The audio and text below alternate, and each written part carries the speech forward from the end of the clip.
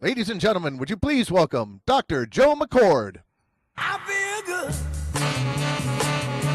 I knew that I wouldn't. I feel good. I knew that I wouldn't. So good. So good. I got you. Wow. I feel nice. Thank you very much. It's a pleasure to be here in San Diego again, and I want to thank all of you for being here. I don't know who that handsome dude is there from the sort of a George Hamilton skin tone going on. By the way, I was the best man. There was a groom on the other side of... but I photoshopped him right out of the picture.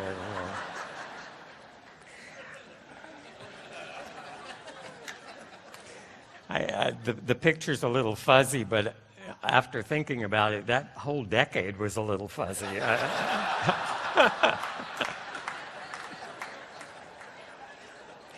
I have a couple of things to talk to you about today. And they're kind of related themes. They're both about staying tuned. And the first part of this was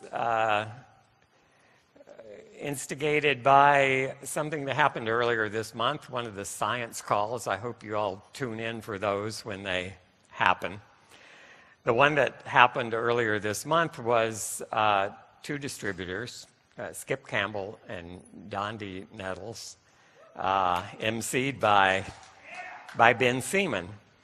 And when I listened to that call, I was just absolutely struck by how well done it was. If you haven't heard it, I urge you to go to the website and listen to it. What they presented was firsthand, very personal views of what makes Protandim different and how each of you can go about using that information to get that message across to the people with whom you speak. It emphasized very, very strongly the value and the uniqueness of our peer-reviewed science. And several things came to light and really struck me during that presentation. And I thought, again, at the risk of being redundant, I didn't want to take anything away from the excellent job they did. One limitation was that it was an audio presentation, so they couldn't use visual aids. And I'm going to just reemphasize some of the things that Skip and Don covered with a little bit of visual enhancement for you. And I hope you take this right to heart and use it, because there's some very powerful tools available to you. And I want to make sure that you understand exactly what they mean and exactly what you can do with them. So the first part of this is stay tuned to LifeVantage. Stay tuned to this company. Why is that so important with this particular product? This product is different from many other products that are sold similarly. One of the earliest MLM products was from Tupperware. And you can pick up a Tupperware bowl with a snap-on lid, and it doesn't take you long to realize exactly what that is, how it works, and what it may mean in your life. And Tupperware literally changed the way most all of us do things. It was a really useful product, but one that's very easy to get your arms around. Protandim, on the other hand, is at the other end of the spectrum. It's a complicated product. If you haven't already figured that out, you will soon. And it's also a product that is not self-evident at the beginning. 5 years ago, my view of what Protandim is, what it does, was very different from my view today. In fact, my view today is very different from my view last week. And I'll point out how that changed. This is a changing canvas, and it's going to take some work on your part to keep up, just as it takes a lot of work on my part to keep up. So that's why staying tuned to the new information that comes to light is so important with this product in particular. The question that was raised in the science call was, what distinguishes Protandim from other products? And you've already heard this today from a couple of speakers, and it's worth reiterating and re-emphasizing. One of the major distinguishing features of Protandim is the peer-reviewed published science. And, you know, I have grown up literally for the past 40 years of my life dealing with the peer review process. And so to me, it's second nature. I don't even think about what those two words mean. But about a month ago, maybe 6 weeks ago, I got an email from Ben Seaman. And he said, someone asked me, what does peer reviewed really mean? And he wanted me to just explain it to him. And I sent him an email that had this text, and I don't expect you to read all that, too many words. That's more for me. But I explained in detail what those two words, peer-reviewed, really means. When scientists do a study, they write a manuscript describing it, and that manuscript is submitted to a journal for possible publication. And I say possible because you're by no means assured that your manuscript is ever going to be published in a reputable peer-reviewed journal. The journal editor selects 2 or 3 academic scientists who are well qualified to judge the quality of the work and the soundness of the conclusions that are drawn. Usually they are leaders or at least well-known contributors to the field of the science that's being submitted. They act as anonymous reviewers of the work. They're free to question anything and everything about that work. They're free to ask you to do additional experimentation. That frequently happens. They're free to question your conclusions. They're free to question your statistical analysis. This is scrutiny of the highest degree. The author must then respond to that critique from each of these reviewers until all their concerns are met. Sometimes that process takes 4, 5, 6 months, occasionally even longer. It can go back and forth a couple of times between the authors and the reviewers. The reviewers are anonymous to each other as well as to the authors, but they do get to see each other's comments. And often what one reviewer says, maybe in the first round, will be picked up by a second reviewer in the second round. And this thing goes back and forth until all the questions are settled and everyone involved agrees this is a sound, well-done study. All right, it takes a while just to describe that process, and trust me, it takes a long time to get through that process. In some journals, only 5 or 10% of the papers that are submitted to that journal are ultimately accepted and published. That's how rigorous the process is. And that's why peer-reviewed articles in reputable journals are much more reliable than something you Google from the internet, something you find on a blog that could be put up by absolutely any person on the planet with no review at all. That's why peer-reviewed articles are more reliable, more informative, and more dependable than what a company may publish itself on its own website. There's no peer review there. A company can say virtually anything unless it flagrantly violates a law, and then it might be taken off. Right? So peer-reviewed published papers really mean a lot. One of your most powerful tools and your single most informative resource is PubMed.gov. And again, this was talked about by Dundee Nettles extensively, how he uses this tool. And I would really like for all of you to get familiar with this.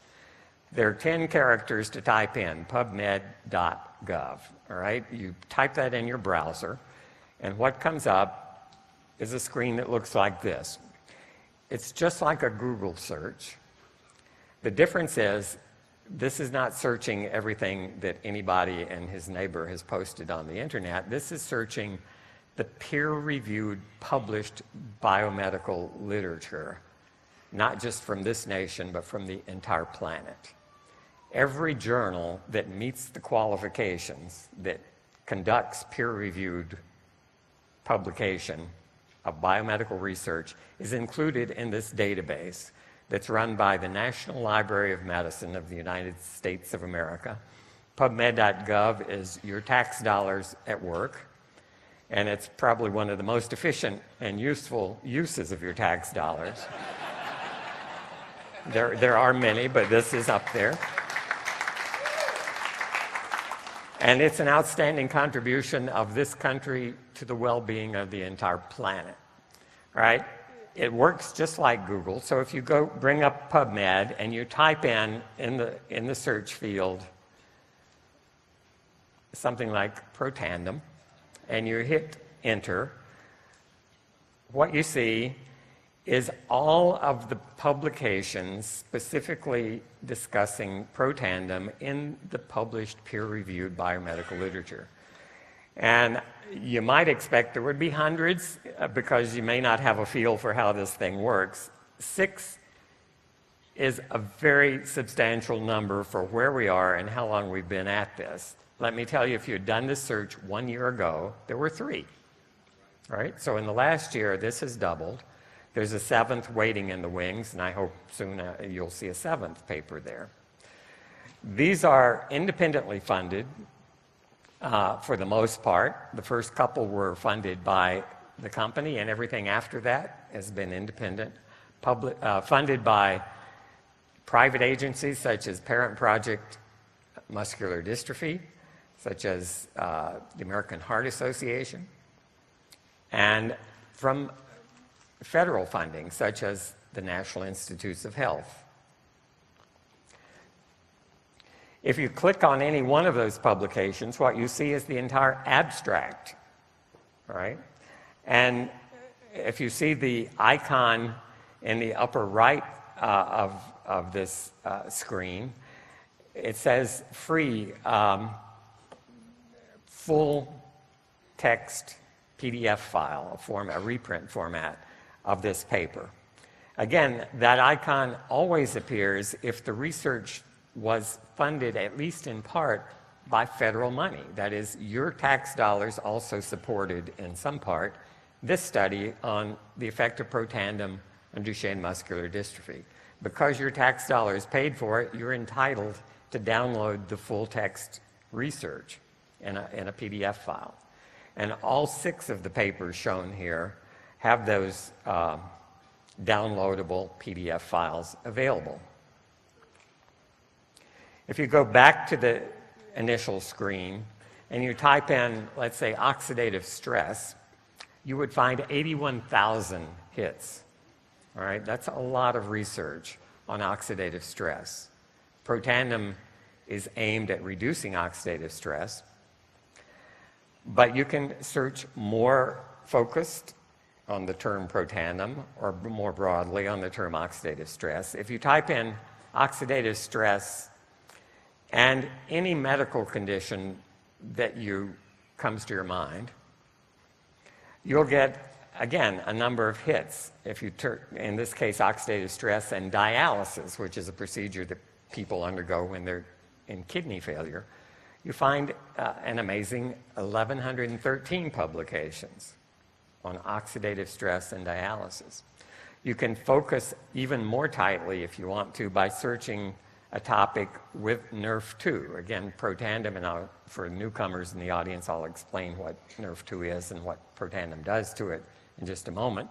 But here, if you do a search of cancer and NRF2, that is, what do NRF2 activating agents do to cancer in various studies, 475 papers already, and this is rapidly expanding. I typed this in to make this screen capture a few days ago, and looking down the first few hits, the hits are arranged by the most recent. So what you see here is a paper that may have just been published within the last few days. And so this number is changing continuously. You see the the most recent stuff first.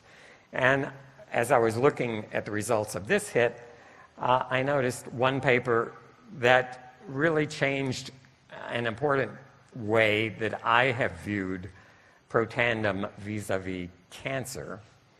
And I discussed this with a number of you this morning, and this is a big topic, Protandim in cancer patients. And this paper looks at not Protandim, but curcumin, one of our ingredients. And curcumin in and of itself is a NRF2 activator. Protandim is greatly amplified. It works better than curcumin because we've got the synergy of the 5, but the mechanism is the same. Curcumin activates NRF2, Protandim activates NRF2 more strongly. And just look at the title of this paper, and I think this can speak to you. It's a little obtuse maybe, but you can look at that title and figure it out. Curcumin, the golden spice from Indian saffron, the researcher here is Dr. Agarwal from India, and he has a particular affinity, I think, for Ayurvedic medicine, for traditional medicine from India. He's at Baylor Medical Center in Houston, Texas, well known in the field of NRF2 activators. So curcumin is a chemosensitizer and radiosensitizer for tumors. What does that mean? Tumors are treated with chemotherapy and with radiation. The reason for treating tumors with those two treatments, and they both increase oxidative stress substantially, is that unlike most other therapies that you get from the doctor that tend to make your cells work better, these two are designed to kill cells because your body, if you have cancer, contains cells that are rogue cells. They're out of control. They're multiplying, trying to overtake your body. And a concern has been, because chemotherapy and radiotherapy both increase oxidative stress in an attempt to kill cancer cells, there's been a controversy for a number of years. Is antioxidant therapy a good idea here? Because you may actually protect the cells that you want to kill. You're using a therapy to put focused oxidative stress on these cells with the idea of pushing them over the edge, killing them. And therefore, I have recommended to everyone who's asked me for the last 5 years, should I take Protandim if I've got a cancer diagnosis, I'm about to undergo chemotherapy or radiation therapy? And my conservative response has been, because this is controversial, some scientists argue, don't do it because you may protect the cancer. Others have said, do it because you may protect the other tissues more than you protect the cancer. We didn't really have a definitive answer. This paper says activating NRF2 actually sensitizes the tumors to radiation and to chemo. So it's going to have a bigger effect. Okay? And the other part of that title is just as important. NRF2 activators are chemoprotectors and radioprotectors for normal organs. So imposing a NRF2 activator changes the way that tumors and normal tissues respond to radiation, and it does it in the best possible way. It makes the radiation more effective at eliminating the tumor and less effective at causing damage to the rest of your body that really needs to survive. Right. So again, what's my point here? This is a changing scenario. Every week, I do these searches myself. I look at the most recent new papers that have just hit the press, and this is the kind of thing I learn. And it changes the way I view Protandim. I said what I say today about it is very different from what I said 4 or 5 years ago, and this is precisely the reason. We're in the middle of a rapidly changing field, and we need to stay tuned to this company and to sites such as PubMed.gov to get the latest information. So don't just sit back and say, I learned about Protandim a year ago, I'm going to use what I learned then. You need to keep at it. I wish it were simpler, but it isn't. It's complicated, so hang in there. Do your best to keep up with this. do your best to use this as an impressive tool. If you sit down with someone who's trying to decide, should I take this supplement or another supplement, a competing product perhaps, flip open your laptop, type in pubmed.gov and say, what's the other supplement you're concerned about or considering? Type it in. Now, some of them actually do have peer-reviewed published studies, not many. Not many products. Most products you type in, you get no hits at all. It's not there.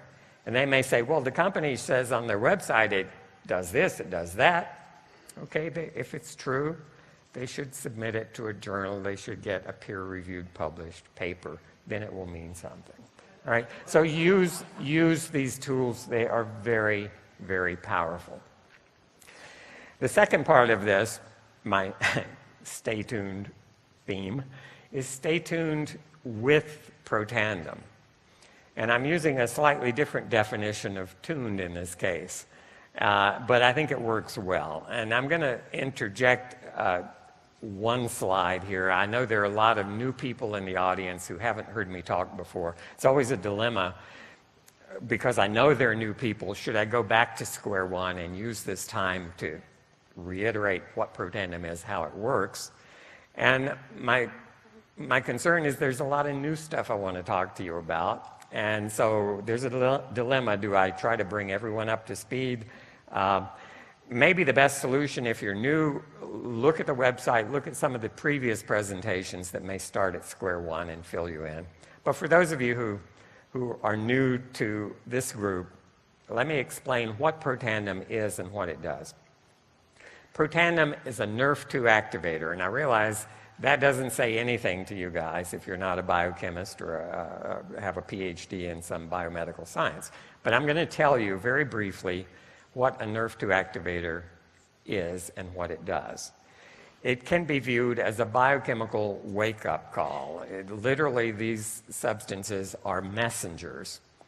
And the way Protandim acts, and many of you have seen this before, but this is the single summary slide of what Protandim does when it approaches a human cell. And so in the upper right there, you see something labeled Protandim. You've just taken a Protandim. It's found its way into your bloodstream. It's reaching every cell in your body. And when Protandim approaches any human cell, there are receptors on the surface of that cell. It's the analogy I use. It's like Protandim steps on your front porch, and it rings your doorbell. What happens inside that cell is there's a change occurring, just like when your chime goes off or your doorbell rings. Pushing the button outside has caused a change inside. In this case, an enzyme has been activated. An enzyme is a machine that does something chemically within the cell. In this case, it's a kinase. You don't have to remember that. And here it's signified by being activated. It turned yellow, but now it's turned on by Protandim. What does it do? Well, the important player here is that little red circle labeled Nrf2. That's the biochemical messenger that needs to send information to the DNA in the nucleus of every cell in your body. And it's being held outside. The messenger is stuck to a blue protein there called KEAP1. And that complex is modified by this kinase. And what you can see is a little yellow group was added to Nrf2. It's been chemically modified. So that activated enzyme caused by Protandim ringing the doorbell, if you will, has modified Nrf2, changed its structural shape. It looks different to the blue protein that's holding it. And as a result, the blue protein lets go of the Nrf2. The blue protein, by the way, is stuck to the skeleton of the cell, so it's outside the nucleus. And that's where it's been holding Nrf2. Now that Nrf2 has been modified, it's released by the blue protein, and it's free to diffuse into the nucleus of every cell where the DNA resides. The DNA is the master blueprint for that cell, contains the plans for producing everything that cell needs to make. When Protandim goes in there, when Nrf2 goes in there, it now has access to 25,000 genes that are in the nucleus of every cell in your body. And about 400 or 500 of those genes have receptors where that NRF2 can bind and act. You can think of it as a key and a lock, or you can think of it as an electrical switch that gets flipped. The NRF2 finds the 500 genes that it can modify.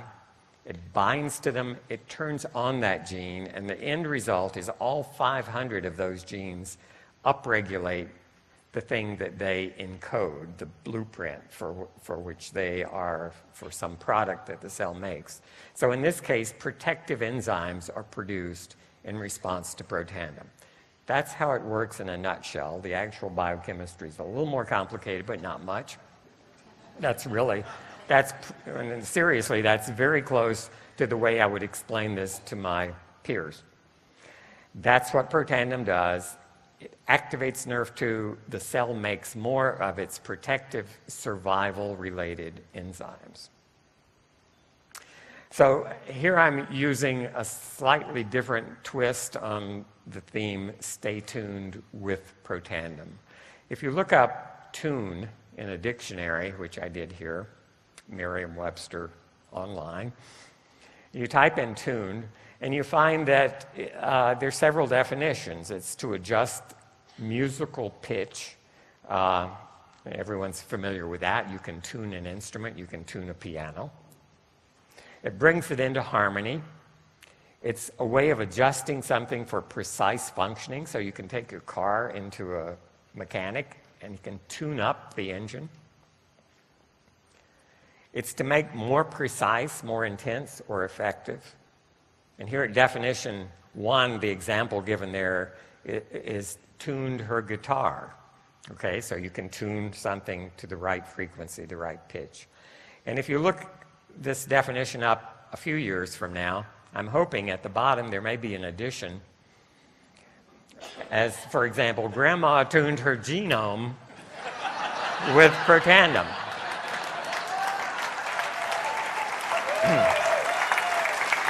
All right. Well, how is that going to work? Let me expand a little bit. A piano keyboard has 88 notes on it, and each note, you probably don't think about this even if you play a piano, but each note has an assigned frequency. You hit that note, you hear a tone that is a very precise frequency. Those are the actual frequencies for all 88 of those. They are defined. And if that key is not on that particular frequency, we would say that piano is out of tune, right? So let's suppose that in 1947, Grandma bought a brand new piano, and this is one chord from that keyboard, from the chord below middle C, so it's from low C to mid C, 13 notes. Each of them has a defined frequency, and when that piano was delivered to Grandma, every one of those 13 keys was right on, or very close to, the defined frequency for each of those notes. And as happens with pianos, let's assume that for whatever reasons, Grandma's piano spent 50 years in the attic. And maybe the grandchildren discover it, bring it down, dust it off, and check it out. Well, after 50 years in the attic, things had changed. And if you hit those 13 keys now, you'll find that they're not on the precise frequency. The piano is out of tune and needs to be brought back into tune. It needs to be tuned up by a guy who knows what he's doing. He will bring tuning forks. He will listen very carefully, adjust each of those keys until it's back where it should be.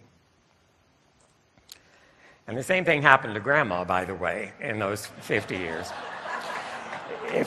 If you look at her genome, and instead of 88 keys, we're looking at 25,000 keys in the genome, where each key is one gene. And to be properly functioning, if we looked at Grandma's genome when she was 20 years old, no oxidative stress to speak of, those genes would have been in tune. These are the 400 genes, and this is real data from my laboratory, from human cells, 400 genes that respond most to Protandim being added to the culture medium. And the height of it, there are 400 little bars here, and you can't see them individually, but the height of each one tells you how frequently that gene is being expressed, how often that blueprint is being called out of the nucleus of that cell and functionally translated into the product for which that blueprint encodes. This is the way those 400 genes are expressed when oxidative stress is low. So we could call this a properly tuned genome. Because you can't see the individual genes when there are that many, I've taken a little area in the center part of this randomly in that red box, which is about 63 genes, and we're going to look at that a little more closely. They're now spread out. You can see them individually. The name of each gene is on the bottom of the axis, and they don't mean much to you, and some of them don't mean much to me. Some of them, in fact, are of unknown function. We know the gene is there. We know its sequence. We don't fully understand what that gene does. But in other cases, we know exactly what it does, what disease it may be involved in. So this is, I think, 63 genes chosen just to be in the middle of that range. And this is how they're expressed when oxidative stress is low, specifically when Protandim is in the medium. If we grow, and this is in a human cell line. If we grow these same cells without Protandim under conditions that have oxidative stress, what do you think it looks like? It looks like that, okay? So that's equivalent to grandma's piano after 50 years in the attic. And the difference between that and this is Protandim, all right? It's a dramatic illustration.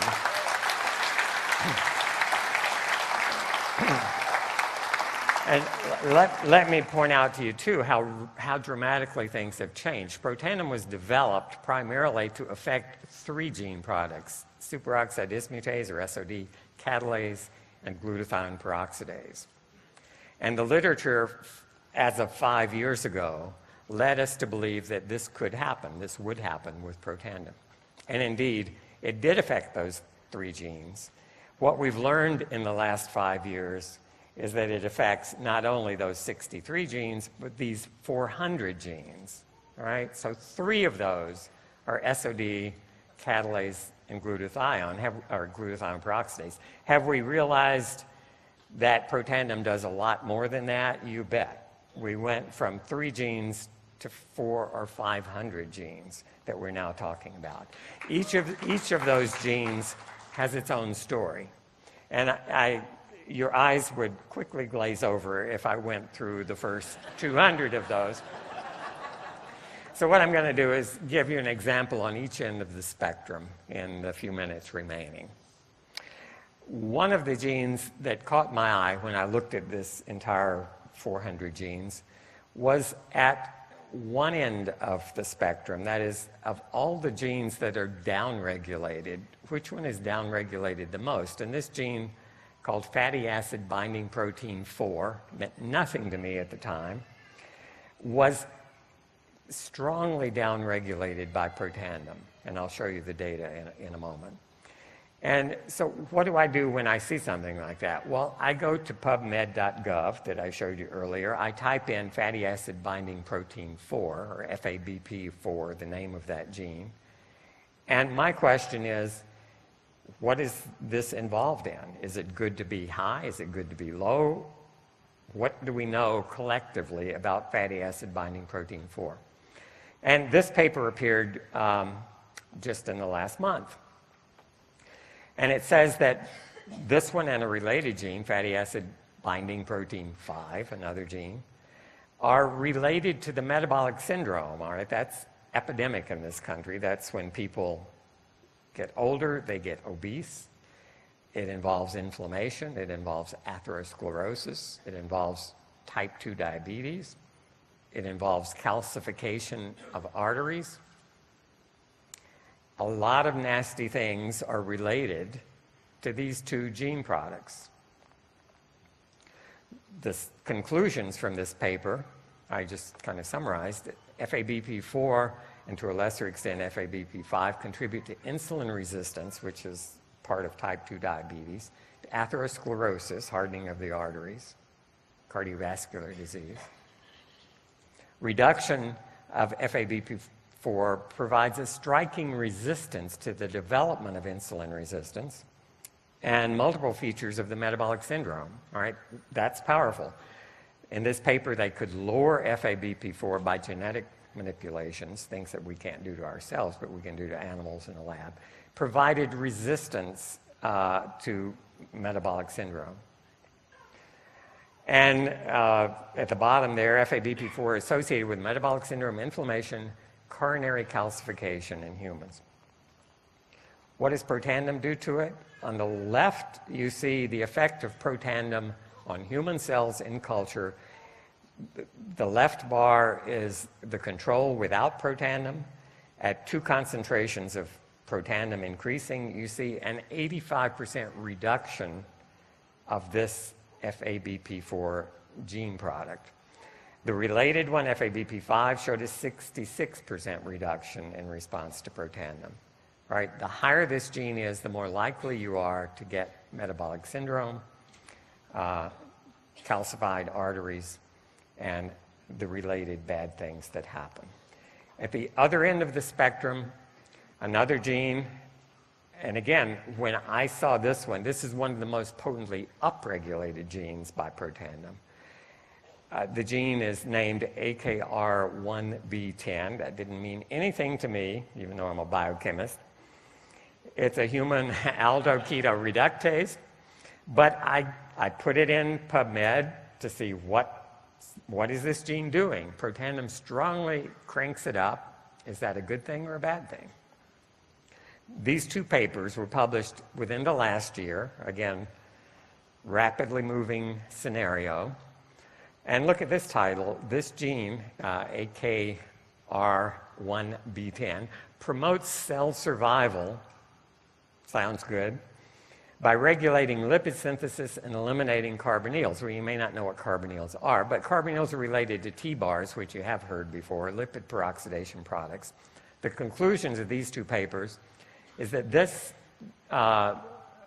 gene responds to free radical damage, which results in formation of toxic lipid peroxidation products. So that broadly is T-bars. More specifically, it's talking about one of those products, 4-hydroxynonenal, 4-HNE, which may ultimately lead to cell death. These aldehydes damage the DNA. They can cause mutations. And this gene the gene product efficiently catalyzes the reduction of 4-HNE, protecting cells from toxic effects. What does Protandim do to this gene? The one on the left is the control. And here you see 2 concentrations, a very low and a higher concentration of Protandim, a 3,200%, 32-fold increase in the production of this gene product. And this is a good one. The more of this you have, the more protected you are, right? And each of those 400 genes can be analyzed in this way. And I have to tell you, I haven't made my way through all 400 of them, but I spend hours and hours ferreting out what those genes are, what they do, and the overall predominant theme is exactly what you've seen here. The genes that help our cells survive are upregulated. The genes that are doing the damage, causing the problems, are being decreased. So I think that's pretty much the end of what I have to say. I want to tell you a lot of these guys have contributed to what I've told you today. So thank you for your attention. I want you to stay tuned to LifeVantage. I want you to stay tuned to PubMed.com. I want you to stay tuned with Protandim. So thank you very much.